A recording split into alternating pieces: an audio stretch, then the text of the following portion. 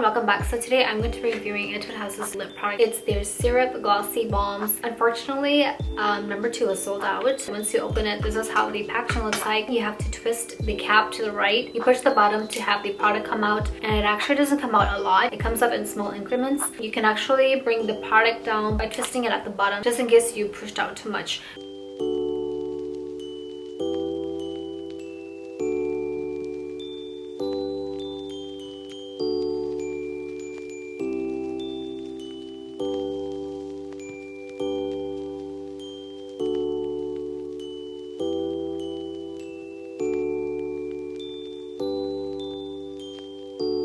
This is the gradient look for number 1, Peach Earl Grey. Sort of this coral peach color. It does seem to have more of a tangerine orange undertone. For the finish, it sort of has this semi-glazed like effect. Feels a little bit moisturizing. There's a little bit of a build-up in the inner corner of my lips, so I'm just gonna blot that.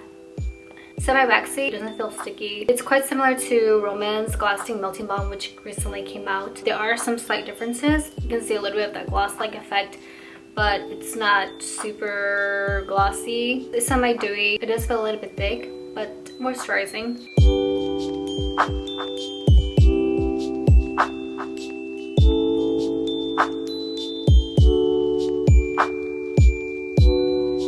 Now we sort of have a hot coral shade. It's not a shade color that I usually wear. Quite high saturation of coral. Most likely will wear this as a gradient look, but I mean, it's flattering. It's not bad. This would be good to wear in the spring or summer. Gives a really nice pop of color. Gives a very youthful vibe. The product is sort of dripping into my mouth, so I can kind of taste it, but I'm just gonna blot it. I think that kind of helped. Surprisingly, it's not that sticky. It doesn't create any stringy residue, which is really nice.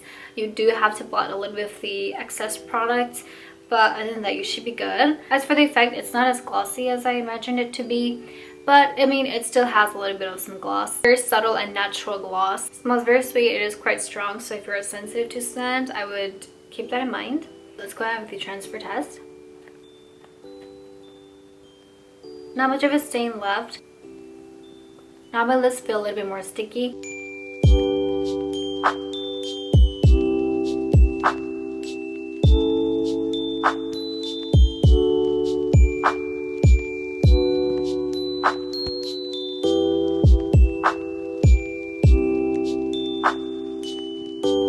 Number 3, Cherry Tart. Sort of like this berry red shade. Has some fuchsia berry undertones to it. Under some certain lightings, it does look a little bit red.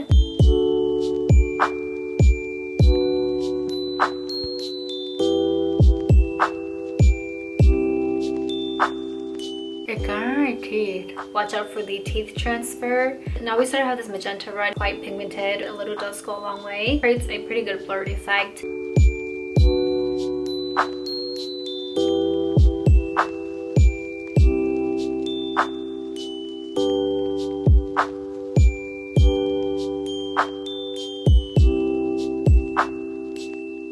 This is number 4, Honey Grapefruit, an orange shade with coral undertones. Again, this one does have high saturation.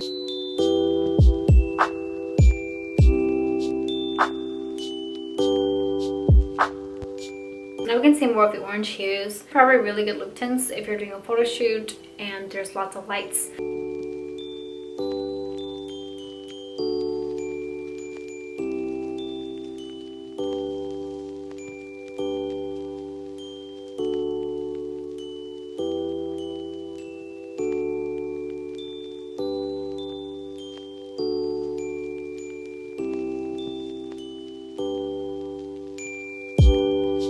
Last but not least, this is number 5, Sugar Tomato. Sort of like this pink red shade. It does have hot pink undertones. Quite flattering for my skin tone, which is natural beige.